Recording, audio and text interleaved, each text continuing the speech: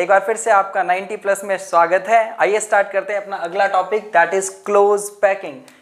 देखिए close packing क्या है, कैसे सीखना है। तो आप सबको समझ में आता है कि सॉलिड स्टेट बात कर रहे हैं तो पार्टिकल्स बहुत पास पास में जुड़े हुए होते हैं, पार्टिकल्स की जो अटैचमेंट होती है वो बहुत करीब होती है, ठीक है। क्योंकि हम क्रिस्टलाइन सॉलिड्स की बात कर रहे हैं तो इसका मतलब है पार्टिकल्स बहुत क्लोज तो हैं लेकिन उनकी एक सर्टेन पोजीशन होने वाली है, एक सर्टेन जो है ना वो कोई जगह ऑक्यूपाई करने वाले हैं। तो इस बेसिस पे देखा जाए तो क्लोज पैकिंग अलग अलग डायमेंशंस में समझाई जाती हैं। तो सबसे पहले स्टार्ट करते हैं first one, close packing in one dimension. ध्यान से समझिएगा, बहुत सिंपल टॉपिक है। Close packing in one dimension, मान लीजिए कि मैं यहाँ पे ये कुछ स्फेरिकल पार्टिकल्स ड्रॉ कर रहा हूँ, ठीक है। क्लोज पैकिंग समझाने के लिए हम इन पार्टिकल्स को एक रिजिड स्फेयर कंसीडर करते हैं। तो मान लीजिए कि एक पार्टिकल है और ये ऐसे ही दूसरे पार्टिकल से लगातार सेम रेडियस के हैं, ये सबका साइज एक जैसा होना चाहिए, ठीक है। ये मैनुअल मिस्टेक्स हैं, इन्हें आप इग्नोर कीजिएगा, बाकी आप टॉपिक को समझिएगा। तो इस तरीके से सभी पार्टिकल्स एक दूसरे के साथ क्लोजली पैक्ड हैं लेकिन एक ही डायरेक्शन में है, इसीलिए क्लोज पैकिंग तो है but that is in one dimension. और ये एक, इस लाइन को हम ए का नाम दे सकते हैं कि इस अरेंजमेंट को मैंने ए अरेंजमेंट बोला, ठीक। अगर यहाँ पे एक छोटी सी बात कहें तो एक स्फेयर, ध्यान दीजिएगा, एक स्फेयर कितने नियरेस्ट स्फेयर से जुड़ा हुआ है, यस, कितने नियरेस्ट स्फेयर से टच में है कह सकते हैं, सो दैट इज 2। तो यहाँ पे एक टर्म होती है जिसे बोलते हैं कोऑर्डिनेशन नंबर। क्या बोलते हैं? Coordination number. तो हर एक एटम, मान लीजिए जिस पे मैंने मार्क किया है ये एक पर्टिकुलर एटम या स्फेयर है, ठीक है, पार्टिकल। तो इस पार्टिकल के नियरेस्ट 2 पार्टिकल है तो इसका कोऑर्डिनेशन नंबर हुआ 2। तो आपको समझ आ गया होगा कि कोऑर्डिनेशन नंबर का मतलब क्या है। तो मैं आपको यहाँ पे समझा देता हूँ। कोऑर्डिनेशन नंबर, इसका मतलब होता है it is the number of nearest neighbour, जो सबसे पास है। ध्यान दीजिएगा, कोऑर्डिनेशन नंबर एक ऐसा नंबर है किसी पर्टिकुलर एटम का, so it is the number of nearest neighbour present to a particular atom. ध्यान देना, ठीक है। तो यहां पे हमने देखा कि ये वाला स्फेयर भाई 2 दूसरे स्फेयर के कांटेक्ट में आ रहा है, हालांकि जो नेक्स्ट वाला है वो इसके कांटेक्ट में है, ठीक है। तो अगर आप किसी एक पर्टिकुलर स्फेयर एटम की बात करते हो तो उसके हमें नियरेस्ट देखने हैं कितने हैं। तो ये तो वन डायमेंशन है। एक और समझें, close packing in yes 2 dimension. इसको ऐसे लिख देते हैं डायरेक्ट, यस 2 डायमेंशन। सो 2 डायमेंशंस की अगर बात करें तो मान लीजिए एक्स और वाई के एक्सिस के अलोंग, ये सिर्फ एक्स या पर्टिकुलर वाई के एक्सिस के अलोंग थी। तो यहाँ पे मैं दोनों की ही बात करूँ तो ये 2 टाइप का, देखिए ध्यान से, ये 2 टाइप का होता है। एक होता है स्क्वायर टाइप क्लोज पैकिंग, इसमें 2 हिस्से होंगे, जरा ध्यान से समझिएगा, स्क्वायर, और इसमें जो दूसरा पार्ट हमारा आएगा that is hexagonal type close packing. देखिए फर्स्ट वन, मान लीजिए कि ये 1 डायमेंशनल की एक रो है। ध्यान से समझिएगा, इस रो को हमने क्या बोला, इस पर्टिकुलर रो को हमने नाम दिया ए अलाइनमेंट, ठीक है। अब मैंने दूसरे पर्टिकुलर रो की बात कर रहा हूं और दूसरी रो ये मैं यहां पे बना रहा हूं। ध्यान से देखिएगा, दूसरी रो आपकी ये है सामने जो बन रही है, लेकिन इस पर्टिकुलर रो की अगर बात की जाए तो ये बिल्कुल पहले वाले जैसी है बच्चे, ये रो बिल्कुल पहले वाले जैसी है। तो again it is aligned as the previous one A, तो इसको भी ए ही नाम दिया जाएगा। अगर मैं वापस अगली रो यहां पे प्लेस करता हूं स्फेयर्स की, अगेन ए। तो आप देख पा रहे हैं इस पर्टिकुलर अरेंजमेंट को स्क्वायर टाइप क्लोज पैकिंग कहा जाता है। स्क्वायर टाइप क्यों? तो यहां पे देखें, मान लो कोई भी पर्टिकुलर एक एटम हाईलाइट करते हैं, ये वाला हाईलाइट करते हैं, इस पर्टिकुलर एटम के नियरेस्ट अगर देखा जाए तो कितने आपके एटम्स आपको नजर आ रहे होंगे? होप कि आपको 4 नजर आ रहे हैं, बिल्कुल 4 नजर आ रहे हैं। मैंने उनके सेंटर्स को जोड़ दिया है और एक पर्टिकुलर स्क्वायर आपको दिखाई दे रहा होगा। तो यहाँ पे सबसे पहली बात तो मैं अगर कोऑर्डिनेशन नंबर की बात करूँ, हर एक एटम जो यहाँ पे है उसके नियरेस्ट 4 एटम है, तो कितना कोऑर्डिनेशन नंबर हुआ? 4 कोऑर्डिनेशन नंबर। और एक और चीज, क्योंकि 4 एटम्स को जोड़ने पर सिर्फ आप यही मार्क नहीं कर सकते, आप कोई भी पर्टिकुलर मार्क करें। जैसे मैं इसको यहाँ पे आगे बढ़ा करके अगर आपको शो करूं, सपोज मैंने इन चारों को मार्क किया, so again you are having a square pattern, तो इसीलिए इसको बोलते हैं स्क्वायर टाइप। साथ ही साथ हर एक लाइन बिल्कुल एक जैसी है, हर एक लाइन जो अरेंज्ड है बिल्कुल एक जैसी है, इसलिए इसको ए टाइप क्लोज पैकिंग भी कहा जा सकता है, ए टाइप क्लोज पैकिंग। लेकिन इसी के तौर पे अगर उसे समझा जाए, ठीक है, तो जरा देखें। लेकिन एक और चीज, ये 2 डायमेंशन आपको समझ आ रही होगी, वो इसलिए क्योंकि अगर एक एक्स एक्सिस के अलॉन्ग है तो एक लाइन वाई एक्सिस के अलॉन्ग बन रही है। साथ ही साथ इसमें देखिए आप, मान लीजिए कि अगर मैं हेक्सागोनल क्लोज पैकिंग आपको समझा रहा हूं, ध्यान से देखिएगा, हेक्सागोनल क्लोज पैकिंग अगर मैं आपको समझा रहा हूं तो ये एक लाइन मैंने यहां पे ड्रॉ कर दी, ठीक है। अब दूसरी लाइन जो ड्रॉ होगी या दूसरी लाइन जो अरेंज्ड होगी वो कुछ ऐसे हो सकती है। अगर मैं इसी के सामने करता हूं तो बिल्कुल वो पहले पैटर्न की तरह होगा, लेकिन यहाँ पे जो 2 पार्टिकल्स के बीच का जो स्पेस है यहाँ पे मैं अरेंज कर रहा हूं अगले रो को, क्योंकि हो सकता है किसी सॉलिड में कुछ ऐसा अरेंजमेंट भी हो। तो अब ये लाइन जो नेक्स्ट लाइन मैंने ड्रॉ की है ये पहले जैसी नहीं है, तो इस लाइन को अब मुझे एक नया नाम देना होगा। Suppose this line is B. Next अगर मैं थर्ड लाइन प्लेस करता हूं तो ये वाली बिल्कुल देखिए, आप ध्यान से समझिएगा, ऊपर वाली लाइन जो आपकी ए टाइप की थी ये बिल्कुल उसके जैसे आएगी, तो इस लाइन को मुझे क्या बोलना होगा? Yes, it is A. Again I am placing the next line which is similar to, देखिए आप किसके जैसे आएगी वो लाइन? Yes, of course it is B type. तो आप एक चीज समझिए कि हेक्सागोनल क्लोज पैकिंग, ठीक है, हेक्सागोनल क्लोज पैकिंग नाम क्यों पड़ा? क्योंकि अगर मैं किसी भी पर्टिकुलर एक एटम को आइडेंटिफाई करूं, मैंने ये इस वाले एटम को आइडेंटिफाई किया, तो इस एटम को देखो तो इसके नियरेस्ट 1 2 3 4 5 6 एटम्स आपको नजर आ रहे हैं, और अगर मैं इन सभी के सेंटर्स को जोड़ दूं तो आपको एक हेक्सागन बिल्कुल नजर आ रहा होगा। 6 कॉर्नर का आपको 6 कॉर्नर का एक हेक्सागन दिखाई दे रहा होगा। तो इस हिसाब से कोऑर्डिनेशन नंबर एक एटम का, सिंगल एटम जो मैंने आइडेंटिफाई किया यहाँ पे, इस एटम का कोऑर्डिनेशन नंबर क्या होगा? 6, ठीक है। इस एटम का कोऑर्डिनेशन नंबर क्या होगा? 6। यानी हेक्सागोनल क्लोज पैकिंग में किसी भी मीडियम, किसी भी बीच में प्रेजेंट एटम का अगर आपको कोऑर्डिनेशन नंबर बताना है तो वो सीधे ही क्या होगा? 6। ध्यान है, लेकिन वो किस में होगा? 2 डायमेंशनल हेक्सागोनल, 2 डायमेंशनल है ये, ठीक। और साथ ही साथ आप इसको देख पा रहे होंगे, इसको हम ए बी टाइप भी बोल सकते हैं। ये कोऑर्डिनेशन नंबर हुआ और ये पैटर्न टाइप हुआ इसका। अब एक और चीज, इन दोनों में अगर कंपेयर किया जाए, इन दोनों में अगर कंपेयर किया जाए तो एक बहुत अच्छी बात ये है कि स्क्वायर टाइप क्लोज पैकिंग जो है वो आपकी लेस डेंस होती है एज कंपेयर टू हेक्सागोनल। जरा ध्यान दीजिए, ये 4 एटम्स के बीच जो आपको ये जो चीज जिसको मैं मार्क कर रहा हूं, ये क्या है? ये खाली स्पेस है। क्या है ये? खाली स्पेस, ठीक है, एम्प्टी स्पेस। तो ऐसे एम्प्टी स्पेस इस अरेंजमेंट में ज्यादा है, देखिए ज्यादा बड़ा आ रहा है। एम्प्टी स्पेस की जो विड्थ है वो इस केस में ज्यादा है, जबकि यहाँ पे आप अगर खाली स्पेस को आइडेंटिफाई करें, सपोज मैंने ये वाला आपको दिखाई दे रहा होगा 3 कॉर्नर के बीच में, मतलब 3 स्फेयर्स के बीच में ये आपको आइडेंटिफाइड हो रहा होगा जो बीच में मैंने मार्क किया है इस जगह पे। तो आप देख रहे हैं कि यहाँ पे जो आपका स्पेस है वो कम है इसके कंपैरिजन में।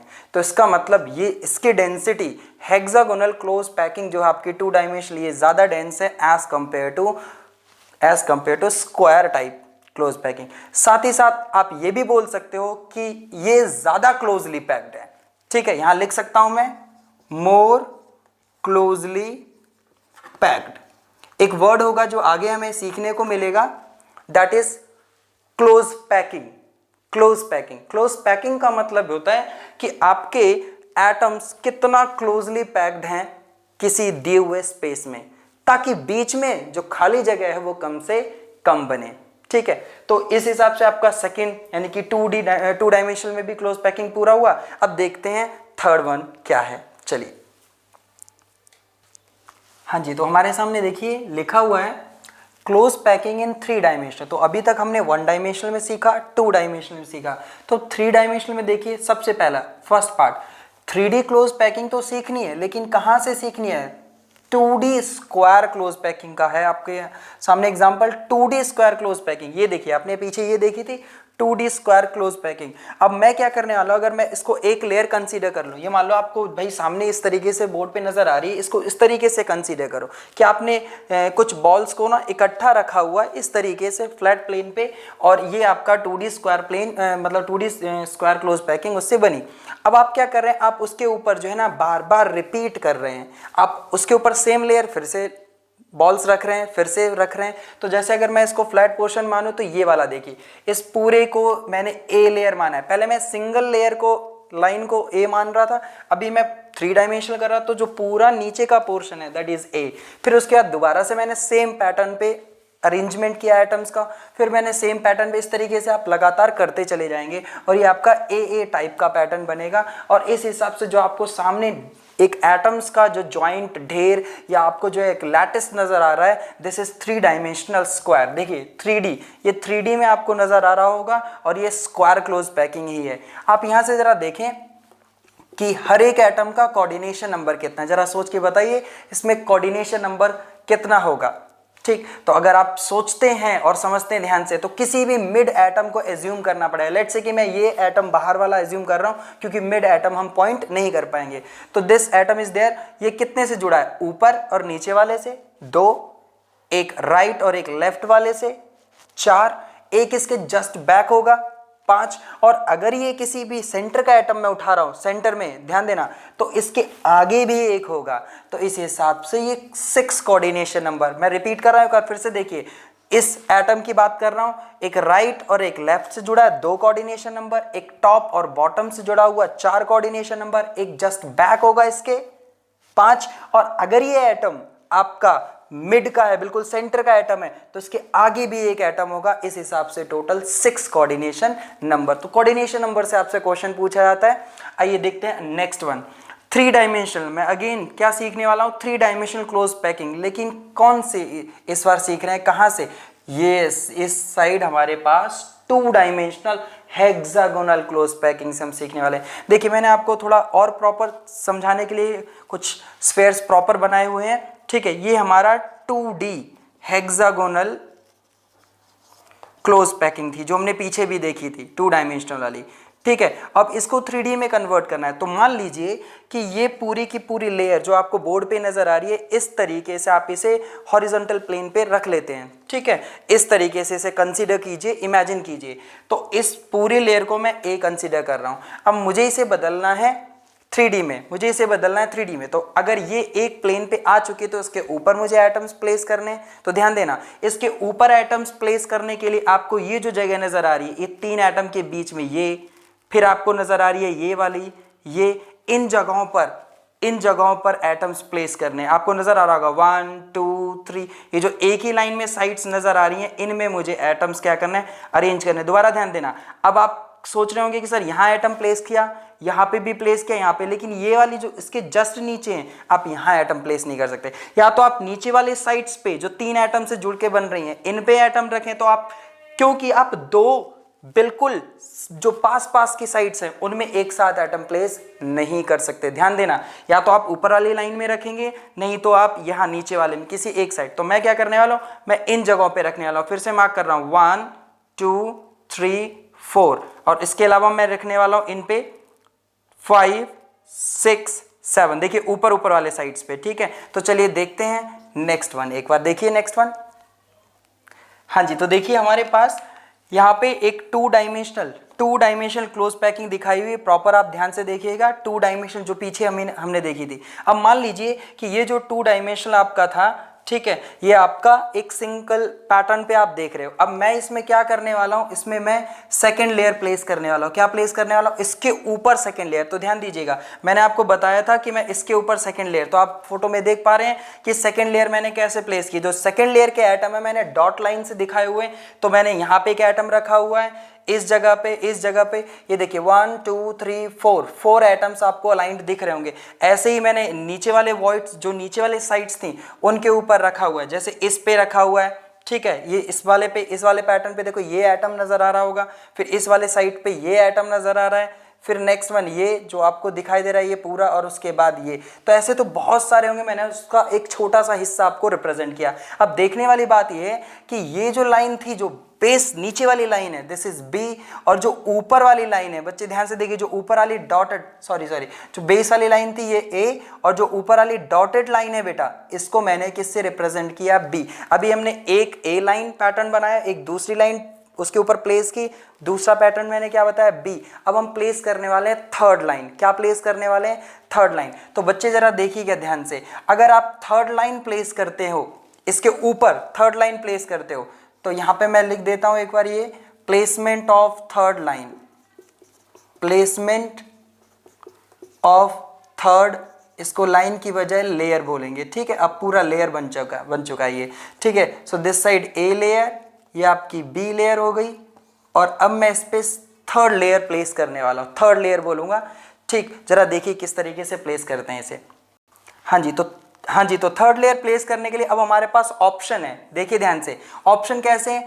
अब जब मैं थर्ड लेयर प्लेस करूँगा तो एक ऑप्शन तो है, जरा देखिए ध्यान से, ये जो ऊपर वाली लेयर है 1 2 3 डॉट वाले एटम्स को देखिएगा, डॉट वाले, इसके ऊपर ये जो आपको दिख रहा है, ये जो जहां पे मैं मार्क लगा रहा हूं, यहां पे रखा जाए, यहां पे रखा जाए, और यहां पे रखा जाए, इस टाइप के साइड्स पे रखा जाए। जो 6 साइड से बनी है, जो 6 एटम से बनी, देखो एक तो बेस लाइन के डार्क वाले एटम देखो, 1 2 3, ये आपको ऐसे नजर आ रहे हैं। अगर उसमें नजर नहीं आ रहे प्रॉपर तो अलग से देखिए, ये बेस लाइन वाले ए हैं, इसके ऊपर से बी एटम्स का देखिए, बी एटम्स का एक लाइन इधर गई है, मतलब एक एटम ये बना हुआ है, दूसरा वाला ऐसे बना हुआ है, ये देखिए यहाँ पे नीचे, और तीसरा वाला ऐसे बना हुआ है। तो मैं इस साइट की बात कर रहा हूं, ये जो साइट है इसे बोलते हैं ऑक्टाहेड्रल वॉइड। प्लीज ध्यान दीजिएगा, वर्ड वॉइड मतलब साइट, आपको पूरी डिटेल में नेक्स्ट वीडियो में दूंगा वॉइड पे, ऑक्टाहेड्रल वॉइड। तो ये जो वॉइड है आपको जो नजर आ रहा होगा 1 2 3 ऐसे 4 बहुत सारे आगे आगे बनेंगे ऑक्टाहेड्रल वॉइड। या तो मैं थर्ड लेयर इन वॉइड्स पे रखूं, या एक और ऑप्शन है, आपको नजर आ रहा होगा, देखो यहाँ पे मैंने कहां पे हाथ रखा हुआ, इस जगह पे, इसके नीचे पहले से ही एक एटम प्रेजेंट है। ध्यान से देखिए, जो मैंने यहाँ पे अपना मार्कर रखा हुआ है, देखिए ध्यान से, इस एटम पे, यहाँ पे जो साइड बनी हुई है, जहाँ पे बेस लाइन पे सबसे नीचे एक एटम नजर आ रहा है, और उसके ऊपर डॉट वाला 1 2 और 3, ये कुछ ऐसा है, देखिए ध्यान से, ये आपको बेस लाइन वाला एटम नजर आ रहा होगा, बेस लाइन वाला, और इसके ऊपर एक तो ये एटम नजर आ रहा होगा, दूसरा यहाँ पे दिख रहा है, ठीक है, और तीसरा ये ऐसे करके, ये जो ट्रायंगुलर टाइप आपको यहां नजर आ रहा होगा, ट्रायंगुलर, ध्यान से, ये मैं बना देता हूं आपके लिए, ये वाला पार्ट, ये इस जगह पे ट्रायंगुलर पोर्शन पे मैं एटम रखता हूं। तो कैसे, 1 2 3 4, ये ऐसे ट्रायंगुलर पोर्शन जो बन रहे हैं, इनको टेट्राहेड्रल वॉइड बोलते हैं। क्या बोलते हैं, टेट्राहेड्रल वॉइड। अब आपके पास दो ऑप्शन है, या तो आप ऑक्टाहेड्रल वॉइड्स इन पे रखें नेक्स्ट लेयर को, या आप कहां रखेंगे, टेट्राहेड्रल वॉइड्स पे। तो मैं एक बार इन वॉइड्स को ऑक्यूपाई करके दिखाता हूं इसी पैटर्न में, और एक बार मैं आपका टेट्राहेड्रल वॉइड्स को शो करता हूं, और एक बार देखिए कि पैटर्न किस तरीके से बनने वाला है। आइए देखते हैं।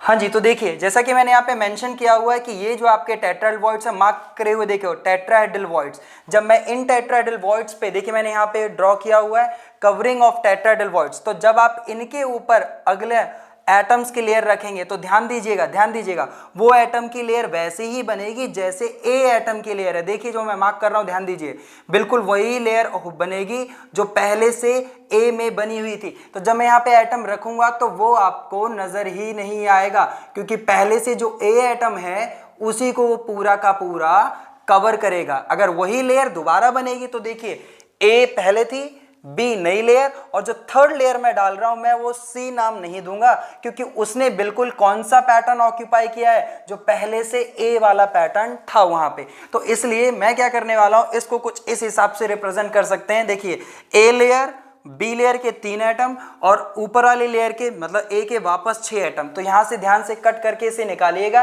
कि अगर आप प्रॉपर देख रहे हैं सेंटर में सबसे नीचे वाली लेयर को 1 2 3 4 5 6 7 एक सेंटर में एटम और 6 एटम जो है आपका उसके सराउंडिंग में। ए लेयर का हो गया, बी लेयर के कितने 1 2 3 बीच में 3 आ गए, और फिर से आप ए लेयर को जो है उसके आगे रिपीट कर दो। अब इन सभी पोजीशंस को जब मैं कनेक्ट करता हूं, जोड़ता हूं, तो आपको नजर आ रहा होगा एक हेक्सागन बन रहा है, और इस हेक्सागन को बोलते हैं हेक्सागोनल क्लोज पैकिंग। ध्यान देना, अभी जो थोड़ी देर पहले सीखी थी वो 2 डायमेंशनल थी, ये हेक्सागन क्लोज पैकिंग जो आपकी है वो 3 डायमेंशनल है, ठीक है, और इसे ए बी टाइप भी कहा जाता है। तो आप इस तरीके से समझें इसे, ध्यान से पॉज करें वीडियो को, रिवाइंड करें और ध्यान से देखिए। अब चलते हैं नेक्स्ट वाली पे, ध्यान दीजिए।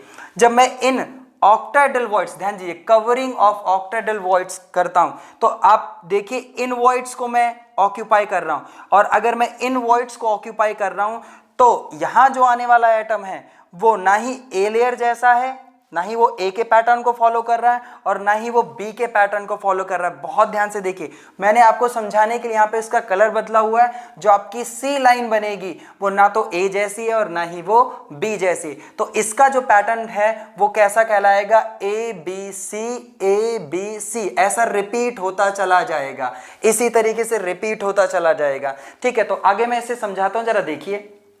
हाँ जी, तो इस वाले में अगर देखा जाए तो 3 लेयर बन जाती हैं। अगर इन सभी लेयर्स को सेपरेट जब करेंगे, इन सभी लेयर्स को फर्स्ट सेकंड थर्ड फोर्थ सभी को सेपरेट करेंगे, तो ए लेयर का सिंगल एटम, बी लेयर के आपके 6 एटम, सी लेयर के 6 एटम, अरेंजमेंट देखिए अलग अलग पैटर्न पे हो रहा है, और वापस ए लेयर का आपका फर्स्ट एटम। जब इनको सेपरेट किया और बिल्कुल मिक्स मतलब इनको कंजस्ट करने के बाद में, इकट्ठा करने के बाद में आप देखेंगे कि इसका जो पैटर्न बनता है, जरा समझिएगा, आपको सिखा रहा हूं कि ये पैटर्न कौन सा है, फिर आपको पता लगेगा कि ये तो आपने पढ़ा हुआ है, जो बहुत डिफिकल्ट टाइप लग रहा है क्योंकि 3 डायमेंशनल पैटर्न है।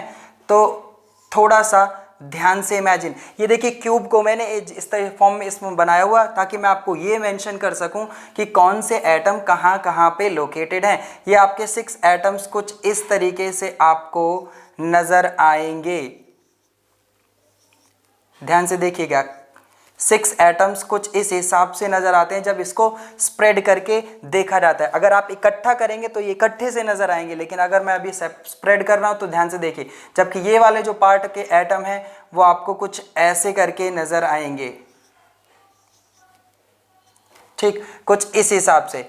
और इस पोजीशन को, इस पैटर्न को अगर ठीक तरीके से समझाया जाए, मतलब यहाँ पे आपके 6 होने चाहिए, जो कि अगर प्रॉपर तरीके से समझें और इस क्यूब को मैं सही पैटर्न पे बनाऊं जिससे कि हमें प्रॉपर समझ आए, तो ये कुछ नहीं जबकि फेस सेंटर्ड वाला है। जरा ध्यान से देखिए, हर एक कॉर्नर पे आपको एक एक एटम नजर आ रहा होगा, ध्यान से देखिए, हर एक कॉर्नर पे आपको एक एक एटम नजर आ रहा होगा, मैंने बना दिया। साथ ही साथ हर एक फेस के सेंटर पे एटम नजर आ रहा होगा, फेस के सेंटर पे, ध्यान से देखिए, इस वाले फेस के सेंटर पे एक ये रहा जो मैं यहां ड्रॉ करने वाला हूं। बहुत ध्यान से आप समझेंगे तभी ये 3D पैटर्न समझ आएगा आपको। एक इसके अपोजिट साइड, एक अबव, एक बिलो वाले, एक बैक और एक फ्रंट वाला एटम। तो ध्यान से अगर मैं इसको समझाने के लिए थोड़ा और पैटर्न ठीक तरीके से ड्रॉ करूं तो जरा समझिएगा, ये पीछे और ये आगे, ठीक। तो इस हिसाब से देखो, इसे फेस सेंटर्ड क्यूबिक या फिर यहां पे हम लोग इसे क्यूबिक क्लोज पैकिंग के नाम से भी जानते हैं, ठीक है, जिसे हम CCP शॉर्ट फॉर्म में लिखेंगे। तो इस हिसाब से देखा, जब हमने ऑक्टाहेड्रल वॉइड्स ऑक्यूपाई किए तो हमें CCP क्लोज पैकिंग मिली, which is nothing but the face centred cubic close packing से रिलेटेड था। जब हमने टेट्राहेड्रल वॉइड्स ऑक्यूपाई किए तो हमें HCP क्लोज पैकिंग देखने को मिली, ठीक है। तो इसी पैटर्न को यहाँ पे क्लियरफाई कर सकते हैं आप लोग कि ये किस तरीके से समझाया गया। हालांकि आपको ये सब कुछ ड्रॉ करने की जरूरत नहीं पड़ती है, आपको सिर्फ अंडरस्टैंड करना था कि किस टाइप के वॉइड से कौन से टाइप का अरेंजमेंट बनता है। तो फाइनल आपको ध्यान तो ये वाला ही रखना है, बाकी आपको ये जरूर पता होना चाहिए कि ऑक्टाहेड्रल से आपको CCP अरेंजमेंट मिलता है और टेट्राहेड्रल से आपको HCP अरेंजमेंट मिलता है, ठीक।